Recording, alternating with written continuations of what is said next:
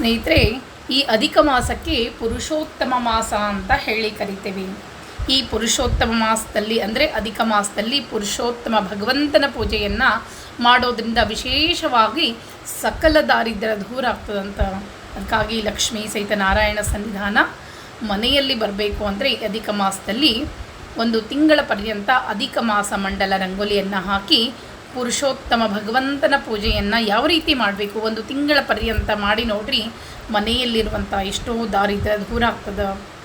ನಾವು ಎಷ್ಟೇ ನೇಮ ನಿತ್ಯಗಳನ್ನು ಮಾಡಿದರೂ ಸಹ ಪುರುಷೋತ್ತಮ ಭಗವಂತನ ಪೂಜೆಯನ್ನು ಮಾಡದಿದ್ದರೆ ಅಧಿಕ ಮಾಸದಲ್ಲಿ ಯಾವ ಫಲಗಳು ಸಿಗೋದಿಲ್ಲ ಅಂಥೇಳಿ ಈಗ ಶಾಸ್ತ್ರೋಕ್ತವಾಗಿ ಸಂಕಲ್ಪಪೂರ್ವಕ ಅಧಿಕ ಮಾಸದ ಮಂಡಲ ರಂಗೋಲಿಯನ್ನು ಹಾಕಿ ಆ ಮಂಡಲಕ್ಕೆ ಅಧಿಪತಿಯಾದಂಥ ಪುರುಷೋತ್ತಮ ನಾಮಕ ಭಗವಂತನ ಇಟ್ಟು ಯಾವ ರೀತಿ ಪೂಜೆಯನ್ನು ಮಾಡಬೇಕು, ಮೊದಲು ಮಂಡಲ ರಂಗೋಲಿಯನ್ನು ಯಾವ ರೀತಿ ಹಾಕಬೇಕು ತೋರಿಸ್ಕೊಡ್ತೀನಿ.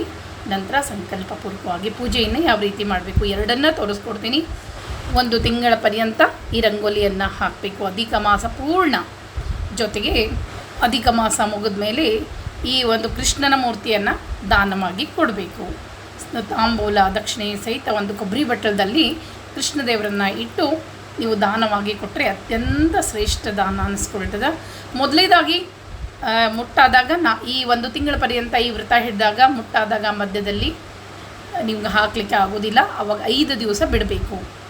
ಆದರೆ ಊರಿಗೆ ಹೋದಾಗ ಆದಷ್ಟು ನಾವು ಒಂದು ಸಂಕಲ್ಪಪೂರ್ವಕವಾಗಿ ವ್ರತವನ್ನು ಹಿಡಿದ್ರೆ ಮಧ್ಯದಲ್ಲಿ ಬಿಡಬಾರ್ದು. ಅದಕ್ಕಾಗಿ ಮಧ್ಯದಲ್ಲಿ ಊರಿಗೆ ಹೋಗಬಾರ್ದು ಅಂತ ಹೇಳ್ತೀನಿ. ಊರಿಗೆ ಹೋಗಲೇಬೇಕು ಅನಿವಾರ್ಯತೆ ಇದ್ದರೆ, ಅಲ್ಲಿ ಅನುಕೂಲ ಇದ್ದರೆ ಈ ಮಂಡಲ ರಂಗೋಲಿ ಹಾಕಲಿಕ್ಕೆ ಅಲ್ಲಿ ಅನುಕೂಲ ಇದ್ದರೆ ಅಲ್ಲಿಯೂ ಕೂಡ ಹಾಕಿ ಪೂಜೆಯನ್ನು ಮಾಡಬಹುದು. ಇನ್ನು ಈ ಪೂಜೆಯನ್ನು ಗಂಡಸರು ಹೆಂಗಸರು ಮದುವೆ ಆಗದ ಹೆಣ್ಣು ಮಕ್ಕಳು ವಿಧವೆಯರು ಸಹ ಈ ಪೂಜೆಯನ್ನು ಮಾಡಬಹುದು. ಎಲ್ಲರೂ ಈ ಒಂದು ಅಧಿಕ ಮಾಸದಲ್ಲಿ ಭಗವಂತನ ಅನುಗ್ರಹಕ್ಕಾಗಿ ಈ ಪೂಜೆಯನ್ನು ಈ ಮಂಡಲ ರಂಗೋಲಿಯನ್ನು ಪ್ರತಿಯೊಬ್ಬರು ಹಾಕಬೇಕು. ಮನೆಯಲ್ಲಿ ಲಕ್ಷ್ಮೀ ಸಹಿತ ನಾರಾಯಣ ಸನ್ನಿಧಾನ ಬರ್ತದಂತ. ಅದಕ್ಕಾಗಿ ಈ ಮಂಡಲ ರಂಗೋಲಿಯನ್ನು ಏನೂ ಮಾಡಲಿಕ್ಕೆ ನಮ್ಗೆ ಆಗೋದೇ ಇಲ್ಲ ಅನ್ನೋರು ಕನಿಷ್ಠವಾದರೂ ಈ ಮಂಡಲ ರಂಗೋಲಿಯ ಹಾಕಿ ಈ ಪುರುಷೋತ್ತಮನ ಪೂಜೆಯನ್ನು ಮಾಡೋದ್ರಿಂದ ಲಕ್ಷ್ಮೀ ಸಹ ಒಲಿತಾಳಂತೆ. ಅದಕ್ಕಾಗಿ ಸರಳವಾಗಿ ಮಂಡಲ ರಂಗೋಲಿಯನ್ನು ಯಾವ ರೀತಿ ಹಾಕೋದು, ನಂತರ ಯಾವ ರೀತಿ ಸಂಕಲ್ಪಪೂರ್ವಕ ಪೂಜೆಯನ್ನು ಮಾಡೋದು ಹೇಳ್ಕೊಡ್ತೀನಿ ಬರ್ರಿ. ಈ ರಂಗೋಲಿಯನ್ನು ದೇವರ ಕಟ್ಟೆ ಮೇಲೆ ಹಾಕ್ರಿ. ಜಾಗ ಇಲ್ಲದೆ ಇದ್ದರೆ ಒಂದು ಮಣಿ ಮೇಲೆ ಹಾಕಿ ನೀವು ಎಲ್ಲಿ ಒಂದು ಅಡುಗೆ ಮನೆಯಲ್ಲಿ ಅಥವಾ ಹಾಲ್ನಲ್ಲಿ ಯಾರೂ ತುಳಿಲಾರ್ದಲ್ಲಿ ಯಾರೂ ಮುಟ್ಟಾದವರು ನೆರಳು ಹಾಕದಲ್ಲಿ ಇದ್ದರೆ ನೀವು ಹಾಲ್ನಲ್ಲಿ ಕೂಡ ಅದನ್ನ ಇಡಬಹುದು. ಅಕಸ್ಮಾತ್ ನಿಮಗೆ ಮಣಿನೂ ಅನುಕೂಲ ಇಲ್ಲ ಅಂದರೆ ನೀವು ಹಾಲ್ನಲ್ಲಿ ಕೂಡ ಯಾರೂ ತುಳಿಲಾರ್ದಲ್ಲಿ ಒಂದು ಮಕ್ಕಳಿಗೆ ಹೇಳಿ ಈ ರೀತಿಯಾಗಿ ರಂಗೋಲಿಯನ್ನು ಹಾಕಿ ಒಂದು ದೀಪವನ್ನು ಹಚ್ಚಿಡಬೇಕು. ಇನ್ನು ಇದನ್ನು ಮುತ್ತೈದೆಯರೇ ಹಾಕಬೇಕು ಅಂತ ಏನಿಲ್ಲ, ವಿಧವೆಯರು ಸಹ ಈ ರಂಗೋಲಿಯನ್ನು ಹಾಕಿದರೆ ಸಾಕ್ಷಾತ್ ಭಗವಂತನಿಗೆ ಮುಟ್ಟತದ ಅಂಥೇಳಿ ಮುಂದಿನ ಜನ್ಮದಲ್ಲಿ ಮುತ್ತೈದಿ ಭಾಗ್ಯವನ್ನು ಕರುಣಿಸು ಅಂತ ಬೇಡ್ಕೊಂಡು ಕೂಡ ಹಾಕ್ಬೋದು. ಇನ್ನು ಈ ರಂಗೋಲಿಯನ್ನು ಗಂಡಸರು ಸಹ ಹಾಕ್ಬೋದು. ಯಾರು ಬೇಕಾದರೂ ಭಗವಂತನ 33 ನಾಮಗಳನ್ನು ನೆಂದು ಈ ರಂಗೋಲಿಯನ್ನು ಹಾಕಿದರೆ ನಿಮ್ಮ ಎಲ್ಲ ಶ್ರೇಯಸ್ಸಿಗೂ ಕಾರಣ ಆಗ್ತದೆ. ಇದಕ್ಕೊಂದು ಸಂಕಲ್ಪ ಆಮೇಲೆ ಹೇಳ್ತೀನಿ. ಮೊದಲೇದಾಗಿ ಈ ರೀತಿಯಾಗಿ ಶಂಖಚಕ್ರವನ್ನು ಭಗವಂತನ ಪುರುಷೋತ್ತಮ ನಾಮಕನಾದಂಥ ಭಗವಂತನ ಸ್ಮರಣೆಯನ್ನು ಮಾಡಿ ಶ್ರೀಕಾರ ಹಾಕ್ಕೊಂಡು ಎರಡೂ ಬದಿಯಲ್ಲಿ ಶಂಖಚಕ್ರವನ್ನು ಹಾಕ್ಕೊಳ್ಬೇಕು.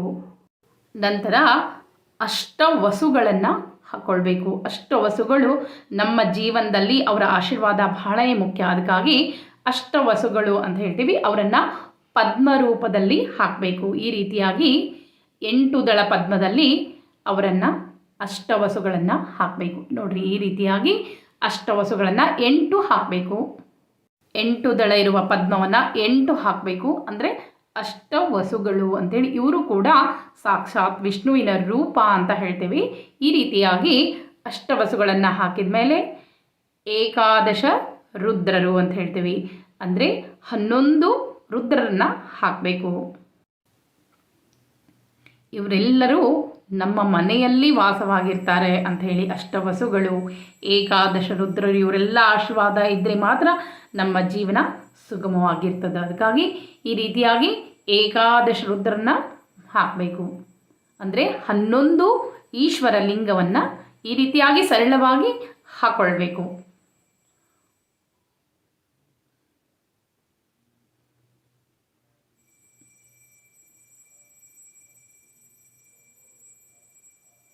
ಈ ರೀತಿಯಾಗಿ 11 ರುದ್ರರನ್ನ ಈ ರೀತಿಯಾಗಿ ಏಕಾದಶ ರುದ್ರನ ಹಾಕ್ಕೊಳ್ಬೇಕು. ಏಕಾದಶ ರುದ್ರರು ಆದಮೇಲೆ ದ್ವಾದಶ ಆದಿತ್ಯರು ಅಂತ ಹೇಳ್ತೀವಿ. ಈ ರೀತಿ ಹಾಕಿ ನಂತರ ಏಕಾದಶ ರುದ್ರರಾದಮೇಲೆ ದ್ವಾದಶ ಆದಿತ್ಯರು ಅಂತ 12 ಸೂರ್ಯನನ್ನು ಹಾಕಬೇಕು. ಆ ದ್ವಾದಶ ಆದಿತ್ಯರು ಅಂತ ಹೇಳಿ 12 ಸೂರ್ಯನಾರಾಯಣ ಅಂತ. ಯಾಕಂದರೆ ಪ್ರತಿ ಮಾಸಕ್ಕೂ ಒಬ್ಬೊಬ್ಬ ಅಧಿನಿಯಾಮಕನೇ ದೇವನಾದಂಥ ದ್ವಾದಶ ಅಂದರೆ 12 ಆದಿತ್ಯರು ಅಂಥೇಳಿ ನಮ್ಮನ್ನು ರಕ್ಷಣೆಯನ್ನು ಮಾಡ್ತಾ ಇರುವಂಥ ದ್ವಾದಶ ಆದಿತ್ಯರನ್ನು ಹಾಕಬೇಕು. ಈ ರೀತಿ ಹಾಕಿ ಇದಕ್ಕೆ ಒಂದು ಮಂಡಲವನ್ನು ಹಾಕಬೇಕು, ಗೆರೆಯನ್ನು ಎಳಿಬೇಕು. ಈ ರೀತಿಯಾಗಿ ನೋಡ್ರಿ, ಈ ರೀತಿಯಾಗಿ ಒಂದು ಮಂಡಲವನ್ನು ಸುತ್ತಲೂ ಗೆರೆಯನ್ನು ನೀಟಾಗಿ ಗೆರೆ ಹಾಕಿ ಆ ಗೆರೆಯ ಅಕ್ಕಪಕ್ಕದಲ್ಲಿ ಶಂಖಚಕ್ರ ಹಾಕಿ ನಂತರ ಅರಿಶಿನ ಕುಂಕುಮ ಅಕ್ಷತೆಯನ್ನು ಹಾಕಿ ಶ್ರೀಕೃಷ್ಣ ಅರ್ಪಣಮಸ್ತು ಅಂತ ಒಂದು ತುಪ್ಪ ಆಗಿರ್ಬೋದು ಅಥವಾ ಎಣ್ಣೆ ಆಗಿರ್ಬೋದು, ನಿಮಗೆ ನಿಮ್ಮ ಅನುಕೂಲಕ್ಕೆ ಯಾವುದಾಗುತ್ತೋ ಆ ದೀಪವನ್ನು ಭಗವಂತನ ಸಾನ್ನಿಧ್ಯದಲ್ಲಿ ಹಚ್ಚಿ ಇಡಬೇಕು. ನಂತರ ಈ ರಂಗೋಲಿ ಎಲ್ಲ ಹಾಕಿದ ಮೇಲೆ ಅಕ್ಕಪಕ್ಕದಲ್ಲಿ ಒಂದು ಎಣ್ಣೆ ಅಥವಾ ತುಪ್ಪದ ದೀಪವನ್ನು ಹಚ್ಚಿಟ್ಕೊಂಡು ಆ ರಂಗವಲ್ಲಿಯಲ್ಲಿ ಒಂದು ತಟ್ಟೆಯನ್ನು ಮಧ್ಯದಲ್ಲಿ ಸಣ್ಣ ಬಟ್ಲಾನೋ ತಟ್ಟೆನೋ ಈ ರೀತಿನ ಇಟ್ಟೆಲ್ಲ ಆ ರೀತಿಯಾಗಿ ಇಟ್ಟು ಅಲ್ಲಿ ಈ ರೀತಿ ಇರುವಂಥ ಒಂದು ಶ್ರೀಕೃಷ್ಣನ ಮೂರ್ತಿಯನ್ನು ಅದರಲ್ಲಿ ಇಡಬೇಕು. ಇಟ್ಟು ಮೊದಲು ಸಂಕಲ್ಪವನ್ನು ಮಾಡಿಕೊಳ್ಬೇಕು. ಸಂಕಲ್ಪದಲ್ಲಿ ಪ್ರಥಮವಾಗಿ ಹೇಳ್ಕೊಳ್ಬೇಕು, ಮಮ ಆತ್ಮನಃ ಶ್ರುತಿ ಸ್ಮೃತಿ ಪುರಾಣೋಕ್ತ ಫಲಪ್ರಾಪ್ತ್ಯರ್ಥಂ ಅಸ್ಮಾಕಂ ಸಹ ಕುಟುಂಬಾನಾಂ ಸಹ ಪರಿವಾರಾಣಾಂ ಕ್ಷೇಮ ಸ್ಥೈರ್ಯ ವಿಜಯ ಅಭಯ ಆಯುರ್ ಆರೋಗ್ಯ ಐಶ್ವರ್ಯ ಅಭಿವೃದ್ಧ್ಯರ್ಥಂ ಸಮಸ್ತಾಭ್ಯುದಯಾರ್ಥಂಚ ಶ್ರೀ ಲಕ್ಷ್ಮೀ ಸಹಿತನಾರಾಯಣ ದೇವತಾ ಪ್ರೀತ್ಯರ್ಥಂ ಶ್ರೀ ಲಕ್ಷ್ಮೀನಾರಾಯಣಮುದ್ದೇಶ ಅಧಿಕ ಮಾಸ ಪರ್ಯಂತಂ ಅಧಿಕ ಮಾಸ ನಿಯಾಮಕ ಶ್ರೀ ರಾಧಾಪತಿ ಪುರುಷೋತ್ತಮ ದೇವತಾ ಪೂಜನಂಚ ಕರಿಷ್ಯೆ ಯಥಾಶಕ್ತಿ ಯಥಾಜ್ಞಾನೇನ ಪೂಜನಂಚ ಕರಿಷ್ಯೆ ಅಂಥೇಳಿ ಪ್ರತಿದಿನ ಸಂಕಲ್ಪ ಮಾಡಿಕೊಳ್ಳೋದು ಬಹಳಷ್ಟು ಒಳ್ಳೆಯದು. ಪ್ರತಿನಿತ್ಯ ರಂಗೋಲಿಯನ್ನು ಹಾಕಿ ಈ ರೀತಿಯಾಗಿ ಸಂಕಲ್ಪವನ್ನು ಮಾಡಿಕೊಳ್ಬೇಕು. ಸಂಕಲ್ಪವನ್ನು ಮಾಡಿಕೊಂಡು ಮೊದಲು ಭಗವಂತನಿಗೆ ಧ್ಯಾನವನ್ನು ಮಾಡಿಕೊಳ್ಬೇಕು. ಶ್ರೀವತ್ಸವಕ್ಷಂ ಶಾಂತಂ ನೀಲೋತ್ಫಲದಲಚ್ಛಂ ಶ್ರೀಭಂಗಲಲಿತಂ ಧ್ಯಾಯೇತ್ ಆರಾಧಂ ಪುರುಷೋತ್ತಮಂ ಶ್ರೀ ಪುರುಷೋತ್ತಮಾಯ ನಮಃ ಅಂಥೇಳಿ. ಯಾಕಂದರೆ ಶ್ರೀ ಲಕ್ಷ್ಮಿ ಇಲ್ಲಿ ರಾಧಿಕಾ ರೂಪದಲ್ಲಿ ಇರ್ತಾಳಂತೆ, ಅದಕ್ಕಾಗಿ ಪುರುಷೋತ್ತಮನನ್ನು ಪೂಜೆಯನ್ನು ಮಾಡಬೇಕಾದ್ರೆ ಶ್ರೀ ರಾಧಿಕಾ ಸಮೇತ ಪುರುಷೋತ್ತಮಾಯ ನಮಃ ಅಂಥೇಳಿ ಪೂಜೆಯನ್ನು ಮಾಡಬೇಕು. ಈ ರೀತಿಯಾಗಿ ಧ್ಯಾನವನ್ನು ಮಾಡ್ಕೊಂಡ್ಮೇಲೆ ದೇವರನ್ನು ಆಹ್ವಾನ ಮಾಡಿಕೊಳ್ಬೇಕು. ಕೈಯಲ್ಲಿ ಅಕ್ಷತೆಯನ್ನು ಹಿಡ್ಕೊಳ್ಬೇಕು. ಆಗಚ್ಚ ದೇವೇಶ ಶ್ರೀಕೃಷ್ಣ ಪುರುಷೋತ್ತಮ ರಾಧೆಯ ಸಹಿತಶ್ಚಾತ್ರಂ ಗ್ರಹಣ ಪೂಜನಂ ಮಮ ಅಂಥೇಳಿ ನಾವು ಮಾಡ್ತಾ ಇರುವಂಥ ಪೂಜೆಯನ್ನು ಸ್ವೀಕಾರ ಮಾಡಲಿಕ್ಕೆ ನೀ ಬಾ ಅಂಥೇಳಿ ಆಹ್ವಾನ ಮಾಡ್ಕೊಳ್ಬೇಕು. ಅಕ್ಷತೆಯನ್ನು ಹಾಕಿ ರಾಧಿಕಾ ಸಹಿತ ಪುರುಷೋತ್ತಮಾಯ ನಮಃ ಆಹ್ವಾನಾರ್ಥೆ ಅಕ್ಷತಾಂ ಸಮರ್ಪಯಾಮಿ ಆಹ್ವಾನ ಮಾಡ್ಕೊಳ್ಬೇಕು. ನಾನಾರ್ಥ ಸಮಾಯುಕ್ತಂ ಕಾರ್ತಸ್ವರವಿಭೂಷಿತಂ ಆಸನಂ ದೇವದೇವೀಶ ಗ್ರಹಣ ಪುರುಷೋತ್ತಮ ಅಂಥೇಳಿ ನಾವು ಏನು ತಟ್ಟೆಯಲ್ಲಿ ಇಟ್ಟು ಶ್ರೀಕೃಷ್ಣನ ಇಟ್ಟೇವಲ್ಲ ಆ ತಟ್ಟೆಯಲ್ಲಿ ಅಂದರೆ ಆಸನವನ್ನು ಹಾಕಿಟ್ಟೇನಿ, ಅದರಲ್ಲಿ ನೀನು ಗ್ರಹಣ ಅಂಥೇಳಿ ನೀನು ಬಂದು ಕೂಡು ರಾಧಿಕಾ ಸಹಿತ ಅಂಥೇಳಿ ರಾಧಿಕಾ ಸಮೇತ ಶ್ರೀ ಪುರುಷೋತ್ತಮಾಯ ನಮಃ ಆಸನಾರ್ಥೆ ಅಕ್ಷತಾಂ ಆಸನಕ್ಕೂ ಕೂಡ ಅಕ್ಷತೆಯನ್ನು ಹಾಕಬೇಕು. ನಂತರ ಬಂದಂಥ ಲಕ್ಷ್ಮೀ ಸಹಿತ ನಾರಾಯಣ ದೇವರಿಗೆ ಪಾದಯೋ ಪಾದ್ಯಂ ಸಮರ್ಪಯಾಮಿ ಅಂತೇಳಿ ಒಂದು ಹೂವನ್ನು ಪ್ರೋಕ್ಷಣೆ ಮಾಡಬೇಕು. ಹೂವನ್ನು ಕಲಶದಲ್ಲಿ ಅದ್ದಿ ಪ್ರೋಕ್ಷಣೆಯನ್ನು ಮಾಡಬೇಕು. ಪಾದಕ್ಕೆ ನೀರು, ಹಸ್ತಯೋರ್ಘ್ಯಂ ಸಮರ್ಪಯಾಮಿ, ಮುಖೆ ಆಚಮನೀಯಂ ಸಮರ್ಪಯಾಮಿ ಅಂದರೆ ಕುಡಿಲಿಕ್ಕೆ ನೀರು. ಈ ರೀತಿಯಾಗಿ ನೀವು ಪ್ರಥಮ ದಿವಸ ಪಂಚಾಮೃತ ಅಭಿಷೇಕವನ್ನು ಮಾಡಿರಿ. ನಂತರ ನಿತ್ಯ ಸ್ನಾನವನ್ನು ಮಾಡಿಸಿದರೆ ಸಾಕು. ನಿತ್ಯ ಕೃಷ್ಣದೇವರಿಗೆ ಅಭಿಷೇಕವನ್ನು ಹಾಕಬೇಕು. ಅಭಿಷೇಕವನ್ನು ಹಾಕಿ ತಲೆ ಮೇಲೆ ನೀರು ಹಾಕೋದನ್ನು ನಾವು ಅಭಿಷೇಕ ಅಂತ ಹೇಳ್ತೇವೆ. ಸ್ನಾನವನ್ನು ಹಾಕಿ ಸ್ನಾನಂ ಸಮರ್ಪಯಾಮಿ ನಿತ್ಯ ಅಲ್ಲಿ 20+2 ಗೆಜ್ಜೆ ವಸ್ತ್ರವನ್ನು ನಿತ್ಯ ಇರಿಸಬೇಕು, ಅಥವಾ 33+2 ಗೆಜ್ಜೆ ವಸ್ತ್ರವನ್ನು ಸಹ ಇರಿಸಬಹುದು. ಈ ದಿನ ನಿತ್ಯ ಇರಿಸೋದ್ರಿಂದ ಭಗವಂತ ಅನುಗ್ರಹವನ್ನು ಪಡಿತಾನೆ, ವಸ್ತ್ರ ದಾರಿದ್ರ್ಯ ಯಾವತ್ತೂ ಬರುವುದಿಲ್ಲ ಅಂಥೇಳಿ. ನಂತರ ವಸ್ತ್ರಂ ಸಮರ್ಪಯಾಮಿ, ಗಂಧಂ ಸಮರ್ಪಯಾಮಿ. ವಸ್ತ್ರ ಸ್ನಾನ ಆದಮೇಲೆ ವಸ್ತ್ರವನ್ನು ಇರಿಸಬೇಕು, ಗಂಧವನ್ನು ಇರಿಸಬೇಕು. ಗಂಧವನ್ನು ಅನಾಮಿಕಾ ಬೆರಳಿನಿಂದ ಇರಿಸಬೇಕು. ನಂತರ ಅಕ್ಷತೆಯನ್ನು ಹಾಕಬೇಕು. ಅರಿಶಿನ, ಅಲ್ಲಿ ಲಕ್ಷ್ಮೀನಾರಾಯಣ ಸನ್ನಿಧಾನ ಇರೋದರಿಂದ ಅರಿಶಿನ ಕುಂಕುಮ ಅಕ್ಷತೆಯನ್ನು ಹಾಕಿ ಮತ್ತು ಹೂಗಳನ್ನು ಇರಿಸಬೇಕು. ಹೂಗಳನ್ನು ಇರಿಸಿ ನಿಮ್ಮ ಮನೆಯಲ್ಲಿ ಹೂಗಳು ಹೆಚ್ಚಿಗೆ ಇದ್ದರೆ ಏರಿಸ್ರಿ, ಇಲ್ಲಾಂದರೆ ನಿತ್ಯ ಒಂದು ತುಳಸಿ ದಳವನ್ನು ಈ 33 ನಾಮಗಳನ್ನು ಹೇಳಿ ಏರಿಸಬೇಕು. ನಾಮಗಳನ್ನು ಹೇಳ್ತೇನೆ, ನೀವು ಕೇಳಿದರೆ ಸಾಕು. ಶ್ರೀ ವಿಷ್ಣವೇ ನಮಃ, ಶ್ರೀ ಜ್ಯೇಷ್ಠವೇ ನಮಃ, ಶ್ರೀ ಮಹಾವಿಷ್ಣವೇ ನಮಃ, ಶ್ರೀ ಹರೇ ನಮಃ, ಶ್ರೀ ಕೃಷ್ಣಾಯ ನಮಃ, ಓಂ ಶ್ರೀ ಅಧೋಕ್ಷಾಯ ನಮಃ, ಶ್ರೀ ಕೇಶವಾಯ ನಮಃ, ಶ್ರೀ ಮಾಧವಾಯ ನಮಃ, ಶ್ರೀ ರಾಮಾಯ ನಮಃ, ಶ್ರೀ ಅಚ್ಯುತಾಯ ನಮಃ, ಪುರುಷೋತ್ತಮಾಯ ನಮಃ, ಶ್ರೀ ಗೋವಿಂದಾಯ ನಮಃ, ಶ್ರೀ ವಾಮನಾಯ ನಮಃ, ಶ್ರೀ ಶ್ರೀಶಾಯ ನಮಃ, ಶ್ರೀ ಖಂಟಾಯ ನಮಃ, ಶ್ರೀ ವಿಶ್ವಸಾಕ್ಷಿಣೇ ನಮಃ, ಶ್ರೀ ನಾರಾಯಣಾಯ ನಮಃ, ಶ್ರೀ ಮಧುರಿಪವೇ ನಮಃ, ಶ್ರೀ ಅನಿರುದ್ಧಾಯ ನಮಃ, ಶ್ರೀ ತ್ರಿವಿಕ್ರಮಾಯ ನಮಃ, ಶ್ರೀ ವಾಸುದೇವಾಯ ನಮಃ, ಶ್ರೀ ಜಗದ್ಯೋನೇ ನಮಃ, ಶ್ರೀ ಅನಂತಾಯ ನಮಃ, ಶ್ರೀ ಶೇಷಾಯನೇ ನಮಃ, ಶ್ರೀ ಸಂಕರ್ಷಣಾಯ ನಮಃ, ಶ್ರೀ ಪ್ರದ್ಯುಮ್ನಾಯ ನಮಃ, ಓಂ ದೈತ್ಯಾರೇ ನಮಃ, ಶ್ರೀ ವಿಶ್ವತೋಮುಖಾಯ ನಮಃ, ಶ್ರೀ ಜನಾರ್ದನಾಯ ನಮಃ, ಶ್ರೀಧರಾ ವಾಸಾಯ ನಮಃ, ಶ್ರೀ ದಾಮೋದರಾಯ ನಮಃ, ಶ್ರೀ ಅರ್ಘಾರ್ಧನಾಯ ನಮಃ, ಶ್ರೀ ಪತಯೇ ನಮಃ, ಶ್ರೀ ಪುರುಷೋತ್ತಮಾಯ ನಮಃ ಅಂಥೇಳಿ ಆ ಒಂದು ತುಳಸಿ ದಳ ನಿತ್ಯ 33 ಇದ್ದರೆ ಏರಿಸ್ರಿ.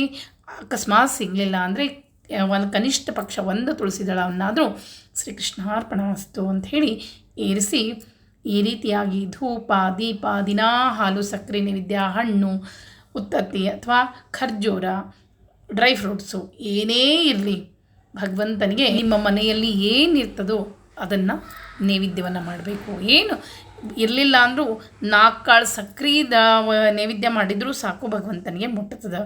ನಿಮ್ಮ ಶುದ್ಧವಾದ ಅಂತಃಕರಣದಿಂದ ಭಗವಂತನಿಗೆ ಮಾಡಿದಂಥ ನೈವೇದ್ಯ ನೀವು ದೇಹ ದಣಿಸಿ ಏನು ರಂಗೋಲಿ ಹಾಕಿ ಪ್ರದಕ್ಷಿಣ ನಮಸ್ಕಾರವನ್ನು ಹಾಕ್ತೀರಿ ಅದು ಭಗವಂತನಿಗೆ ಮುಟ್ತದ. ಅಷ್ಟೈಶ್ವರ್ಯ ಯಾವುದು ಭಗವಂತನಿಗೆ ಬೇಕಾಗಿಲ್ಲ. ಸಾಕ್ಷಾತ್ ಭಗವಂತನೇ ಇರಬೇಕಾದ್ರೆ ನಿಮ್ಮಲ್ಲಿರುವಂಥ ಬಂಗಾರ ಒಡವೆ ವಸ್ತ್ರಗಳನ್ನು ನಾವು ಬೇಡುವುದಿಲ್ಲ. ಶುದ್ಧವಾದ ಅಂತಃಕರಣ ನಾನು ಭಗವಂತನ ಪೂಜೆಯನ್ನು ಮಾಡ್ತೀನಿ ಅಂತ ಏನು ಅನ್ಕೋತೀರಲ್ಲ ಅದೇ ಭಗವಂತನಿಗೆ ಮುಟ್ತದೆ. ಈ ರೀತಿಯಾಗಿ ರಂಗವಲ್ಲಿಯನ್ನು ಹಾಕಿ ಅಧಿಕ ಮಾಸದಲ್ಲಿ 33 ದಿವಸ 33 ನಾಮಗಳಿಂದ ಭಗವಂತನ ಅರ್ಚನೆಯನ್ನು ನಿತ್ಯ ಮಾಡ್ತಾ ಹೋಗ್ರಿ. ನಿಮ್ಮ ಮನೆಯಲ್ಲಿರುವಂಥ ಸಕಲ ದಾರಿದ್ರ್ಯ ಎಲ್ಲ ದೂರ ಆಗ್ತದೆ. ಇನ್ನು ಅಧಿಕ ಮಾಸದಲ್ಲಿ ಹೇಳುವಂಥ ಒಂದು ಸರಳವಾಗಿರುವಂಥ ಶ್ಲೋಕ ಅದ, ಅದನ್ನು ನಿತ್ಯ ಹೇಳಬೇಕು. ಹೇಳ್ಕೊಡ್ತೀನಿ ಬರ್ರಿ. ಗೋವರ್ಧನಧರಂ ವಂದೇ ಗೋಪಾಲಂ ಗೋಪರೂಪಿಣಂ ಗೋಕುಲೋತ್ಸವಮೀಶಾನಂ ಗೋವಿಂದಂ ಗೋಪಿಕಾ ಪ್ರಿಯ ಅಂಥೇಳಿ ಇಷ್ಟೇ ಈ ಶ್ಲೋಕ.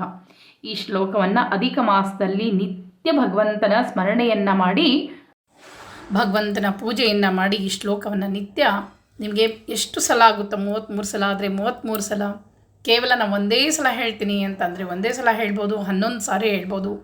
ನಿಮ್ಮ ಅನುಕೂಲ ತಕ್ಕಂತೆ ಭಗವಂತನ ಸ್ಮರಣೆಯನ್ನು ಮಾಡಿ ನಂತರ ಪ್ರದಕ್ಷಿಣ ನಮಸ್ಕಾರವನ್ನು ಹಾಕಬೇಕು. ಪ್ರದಕ್ಷಿಣ ನಮಸ್ಕಾರಕ್ಕೆ ರಕ್ಷ ರಕ್ಷ ಜಗನ್ನಾಥ ರಕ್ಷ ತ್ರೈಲೋಕ್ಯ ನಾಯಕ ಭಕ್ತಾನುಗ್ರಹ ಕರ್ತಾತ್ವಂ ಪ್ರದಕ್ಷಿಣಾಂ ಗ್ರಹಾಣಮೇ ಅಂಥೇಳಿ ಶ್ರೀ ರಾಧಿಕಾ ಸಮೇತ ಶ್ರೀ ಪುರುಷೋತ್ತಮಾಯ ನಮಃ ಪ್ರದಕ್ಷಿಣ ನಮಸ್ಕಾರಂ ಸಮರ್ಪಯಾಮಿ ಅಂಥೇಳಿ ನಂತರ ಕೈ ಮುಗಿದು ಭಗವಂತನಲ್ಲಿ ಪ್ರಾರ್ಥನೆಯನ್ನು ಮಾಡಿಕೊಳ್ಬೇಕು. ವಿಶ್ವೇಶ್ವರಾಯ ವಿಶ್ವಾಯ ತಥಾ ವಿಶ್ವೋದ್ಭವಾಯ ಚ ವಿಶ್ವಪತಯೇ ತೋಭ್ಯಂ ಗೋವಿಂದಾಯ ನಮೋ ನಮಃ. ಶ್ರೀ ರಾಧಿಕಾ ಸಮೇತ ಶ್ರೀ ಪುರುಷೋತ್ತಮಾಯ ನಮಃ ಪ್ರದಕ್ಷಿಣ ನಮಸ್ಕಾರಂ ಸಮರ್ಪಯಾಮಿ ಪ್ರಾರ್ಥನಾಂ ಸಮರ್ಪಯಾಮಿ. ನಿಮಗೆ ಬೇಕಂದರೆ 33 ನಮಸ್ಕಾರ ಕೂಡ ಹಾಕ್ಬೋದು, ಪ್ರದಕ್ಷಿಣ ನಮಸ್ಕಾರ ಕೂಡ ಹಾಕ್ಬೋದು. ಮಧ್ಯದಲ್ಲಿ ಇಟ್ಕೊಂಡು ನಾನು ನೋಡ್ರಿ ಯಾವ ರೀತಿಯಾಗಿ ಒಂದು ಮಣೆ ಮೇಲೆ ಅಥವಾ ಕಲ್ ಮೇಲೆ ಹಾಕಿ ಮಧ್ಯದಲ್ಲಿ ಇಟ್ಕೊಂಡು 33 ನಮಸ್ಕಾರವನ್ನು ಕೂಡ ಹಾಕ್ಬೋದು. ನಮಸ್ಕಾರ ಸೇವೆಯನ್ನು ಮಾಡೋದು ಬಹಳಷ್ಟು ಒಳ್ಳೆಯದು ಅಂತ ಹೇಳ್ತೀವಿ. ಪ್ರದಕ್ಷಿಣ ನಮಸ್ಕಾರಕ್ಕೆ ಬಹಳಷ್ಟು ಮಹತ್ವದ. ಈ ರೀತಿಯಾಗಿ 33 ನಮಸ್ಕಾರಗಳನ್ನು ಹಾಕಿ ಈ ರಂಗೋಲಿ ಹಾಕಿದ್ದಕ್ಕೆ ಒಂದು ಕಂಚಿನ ಪಾತ್ರೆಯಲ್ಲಿ ತುಪ್ಪವನ್ನು ಹಾಕಿ ಅಧಿಕ ಮಾಸ ಮುಗಿದ ಮೇಲೆ ಒಬ್ಬ ಬ್ರಾಹ್ಮಣನನ್ನು ಕರೆದು ಅಥವಾ ದೇವಸ್ಥಾನಕ್ಕೆ ಹೋಗಿ ದಾನವಾಗಿ ಕೊಡ್ಬೋದು. ಅದರ ಜೊತೆಗೆ ಒಂದು ಕೊಬ್ಬರಿ ಬಟ್ಲಲ್ಲಿ ಶ್ರೀಕೃಷ್ಣ ದೇವರನ್ನು ಇಟ್ಟು ಪುರುಷೋತ್ತಮನ ಇಷ್ಟು ದಿವಸ ಪೂಜೆಯನ್ನು ಮಾಡಿದ್ದೇನೆ. ನೀವು ಪೂಜೆ ಮಾಡಿದ ಕೃಷ್ಣ ಕೊಡಬಾರ್ದು, ಅದನ್ನು ಮನೆಯಲ್ಲೇ ಇಟ್ಕೊಳ್ಬೇಕು. ಹೊಸದೊಂದು ಕೃಷ್ಣನನ್ನು ತಂದು ಅಧಿಕ ಮಾಸ ಪ್ರಯುಕ್ತ ನಾನು ಇಷ್ಟು ದಿವಸ ಭಗವಂತ ಪೂಜೆಯನ್ನು ಮಾಡೀನಿ, ಸಕಲ ಕರ್ಮಗಳು ನನ್ನ ಕೆಟ್ಟ ಕರ್ಮಗಳೆಲ್ಲ ಕಳೆದು ಹೋಗಲಿ ಅಂತ ಹೇಳಿ ತಾಂಬೂಲ ದಕ್ಷಿಣೆ ಸಹಿತ ಒಂದು ಕೊಬ್ಬರಿ ಬಟ್ಟಲಲ್ಲಿ ಕೃಷ್ಣನ ಇಟ್ಟು ನೀವು ಯಾವುದಾದ್ರು ದೇವಸ್ಥಾನಕ್ಕೆ ಬ್ರಾಹ್ಮಣರಿಗೆ ದಾನವನ್ನು ತಾಂಬೂಲ ದಕ್ಷಿಣೆ ಸಹಿತ ಕೊಡಬೇಕು. 33 ವಿಳೆದೆಲೆ 33 ನಾಣ್ಯದ ಜೊತೆಗೆ ಕೊಟ್ಟರೆ ಬಹಳ ಶ್ರೇಷ್ಠ. ಈ ರೀತಿಯಾಗಿ ಅಧಿಕ ಮಾಸದಲ್ಲಿ ಏನೂ ಮಾಡಲಿಕ್ಕೆ ಆಗದೇ ಇದ್ದರೆ ಇದು ಒಂದನಾದರೂ ಸಂಕಲ್ಪಪೂರ್ವಕವಾಗಿ ರಂಗವಲ್ಲಿಯನ್ನು ಹಾಕಿ ಪೂಜೆಯನ್ನು ಮಾಡಿರಿ, ನಿಮ್ಮ ಸಂಕಷ್ಟಗಳಲ್ಲಿ ದೂರ ಆಗ್ತದೆ. ಇದು ಅಧಿಕ ಮಾಸದ ಪ್ರಥಮ ಪೂಜೆಯನ್ನು ಹೇಳ್ಕೊಟ್ಟೇನಿ. ಇನ್ನೂ ಬೇಕಾದಷ್ಟು ಪೂಜೆಗಳವ. ಅಧಿಕ ಮಾಸದಲ್ಲಿ ಲಕ್ಷ್ಮೀ ಸಹಿತ ನಾರಾಯಣ ಪೂಜೆ ಇನ್ನೂ ಒಂದು ರೀತಿಯಲ್ಲಿ ಮಾಡ್ಬೋದು. ಮುಂದಿನ ವಿಡಿಯೋಗಳಲ್ಲಿ ತಿಳಿಸ್ಕೊಡ್ತಾ ಹೋಗ್ತೀನಿ. ಅಧಿಕ ಮಾಸ ಪರ್ಯಂತ ಬೇಕಾದಷ್ಟು ನಾವು ಮಾಡ್ತೀವಿ ಭಗವಂತನ ಪೂಜೆ ಅಂದರೆ ಬೇಕಾದಷ್ಟು ನಿಯಮ ನಿತ್ಯಗಳವ, ಒಂದೊಂದಾಗಿ ತಿಳಿಸ್ಕೊಡ್ತಾ ಹೋಗ್ತೀನಿ. ಮತ್ತೆ ಮುಂದಿನ ವಿಡಿಯೋದಲ್ಲಿ ಸಿಗ್ತೀನಿ. ನಮಸ್ಕಾರ.